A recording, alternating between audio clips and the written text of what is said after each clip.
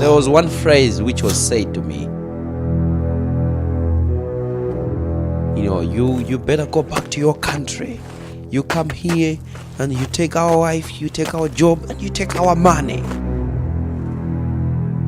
Guys are screaming at me how bad I am with their cars around in Outokumpu, and girls are standing up in a BMW at S Market and shout to me, "Hey, you black man, do you need a woman?"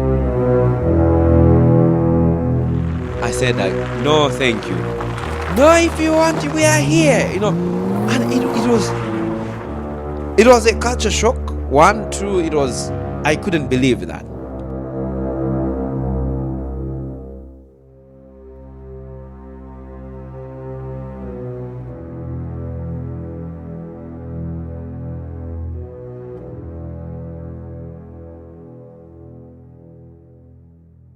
Our class, you have to understand, was international.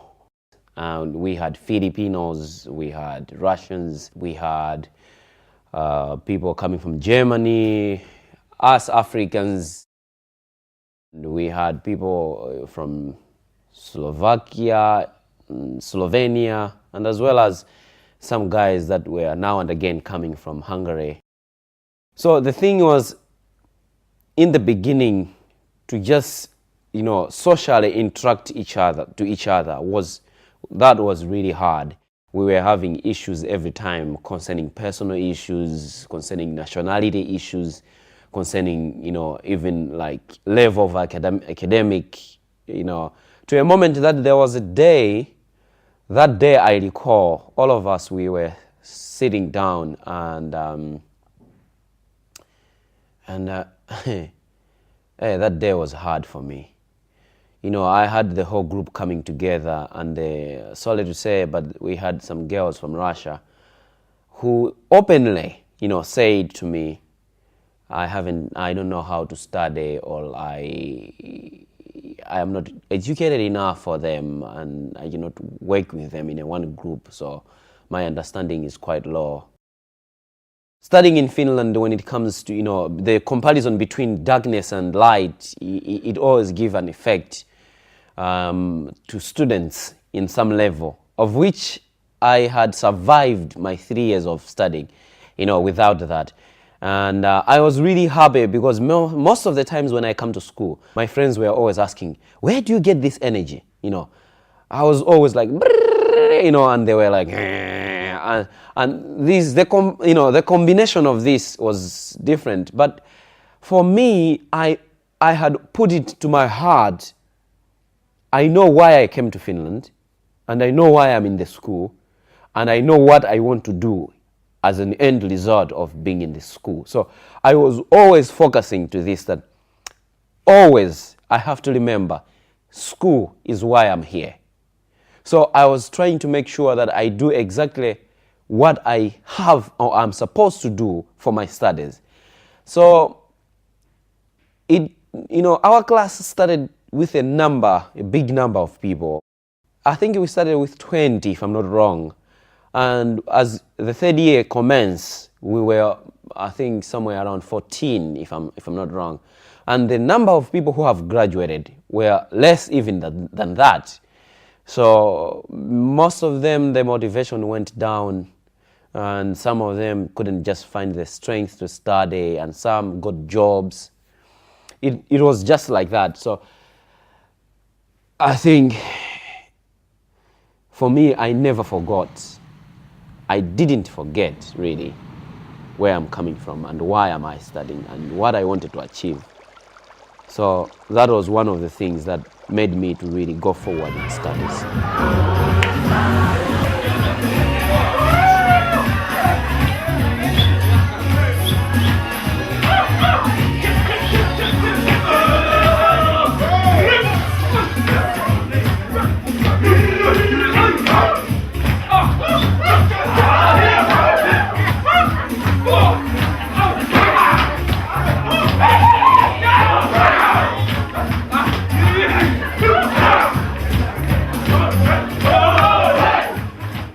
When I was coming to Finland, I was always having this negative opinion, really, on marrying a white lady, not only Finnish, but a white lady. I was thinking that I think I would like to marry someone who is from Malawi or an African.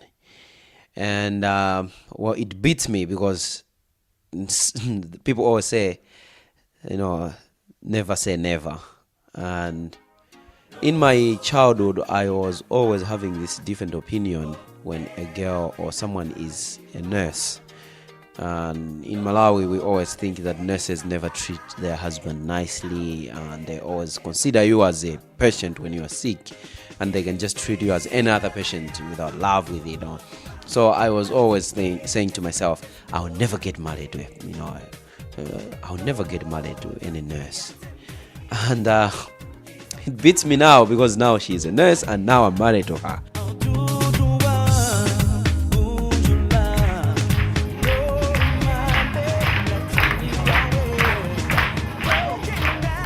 It's hard for me to see her as she's Finnish or she's white girl, or I am a black boy. I always see myself as a husband, and I always see her as a wife, and she sees me as a husband, and that's how it goes, and it is going on well.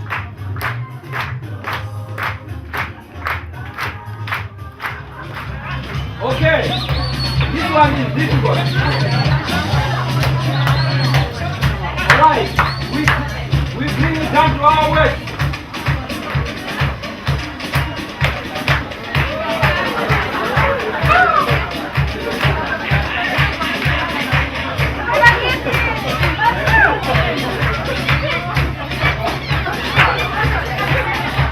And you have to show how perfect can you be.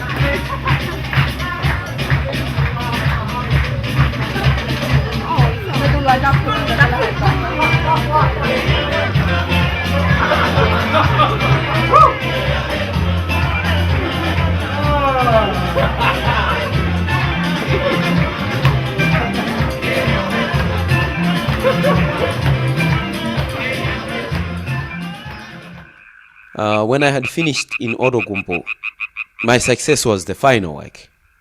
But right now, I'm able to do works with one organization called Out of Africa, and my works are going to TV7, and they're able to call me to TV7 and edit in TV7 with it. I don't know if they're pros, but I would say so since they're in TV7.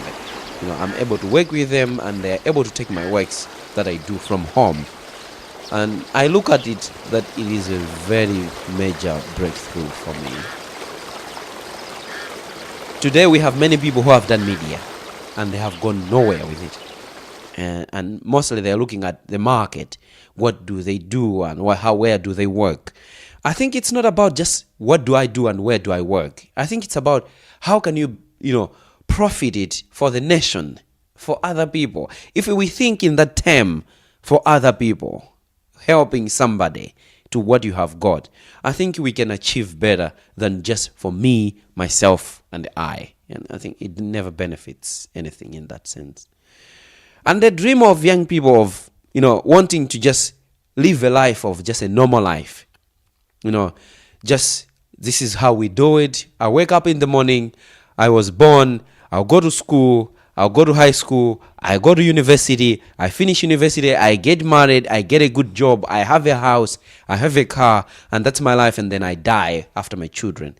I mean, is that really what somebody could live for?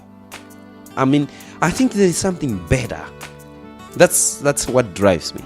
There is something better one can do. And each one of us, if you think and sit down and realize what is it that it's, I would live for, that can make anybody to go somewhere and to be somebody. It's a determination of what do you want. If you want to do it, you can do it. If you don't want to, you cannot do it. So it was a choice I made. And I'm all and only then.